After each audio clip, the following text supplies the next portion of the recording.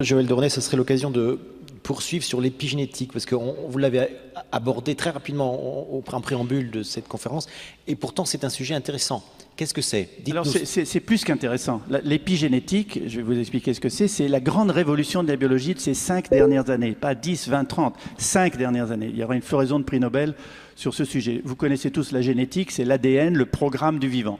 Et pendant très longtemps, on a cru que cet ADN ne pouvait faire des variations. C'est vrai d'ailleurs, c'est une réalité, par des mutations qui mettent très longtemps à se traduire par des espèces qui vont s'adapter et donc sélectionnées par la sélection darwinienne. Or, le programme de la vie ne code que pour 15% des machines-outils qui font fonctionner la cellule vivante, c'est-à-dire les enzymes et les protéines. 15%. Donc on s'est dit, mais qu'est-ce que c'est que le reste, les 85%? Et comme on ne savait pas, on a appelé ça junk DNA, ADN poubelle. C'est facile, c'est des trucs qui sont accumulés au cours du temps. Maintenant, on sait que ces 85% permettent la fabrication de petites molécules d'ARN, qui sont en monobrin, beaucoup plus courtes que le grand ADN, 10, 15 bases du code génétique jusqu'à 150, et en permanence, elles circulent dans le corps et régulent le fonctionnement des gènes. Donc l'épigénétique, c'est la modulation de l'expression des gènes. En fonction de quoi? En fonction du comportement. Votre comportement quotidien. Ce que vous mangez, si vous faites de l'exercice ou pas, si vous avez managé ou non votre stress, si vous avez du plaisir dans ce que vous faites, et si vous avez un réseau social et familial qui marche bien, ces 5 éléments, combinés entre eux, vont conduire à la production dans votre corps de petites molécules qui vont s'accrocher à des enzymes, lesquelles vont rentrer ou être reconnues dans le noyau. Dans le noyau où il y a l'ADN.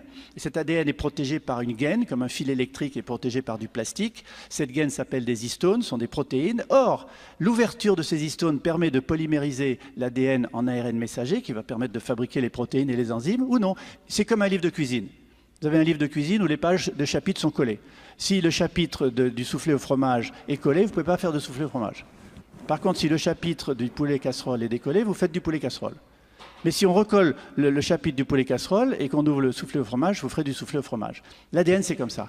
Il y a des gènes qui s'expriment, des gènes qui sont silencieux, des gènes qui sont inhibés. Et ça dépend de notre comportement. Donc, je finis là-dessus. Réalisez ce que ça représente pour la médecine préventive. Réalisez ce que ça représente pour vous. Vous pouvez être en partie responsable de votre santé. Oui, vous pouvez faire quelque chose pour vous. Essayez d'être en meilleure santé, c'est possible. Essayez de vieillir moins vite. Et c'est un intérêt non seulement pour vous, et c'est un intérêt social. Et je termine sur un exemple précis de l'épigénétique, ce sont les abeilles. Toutes les larves d'abeilles naissent avec le même patrimoine génétique, exactement le même.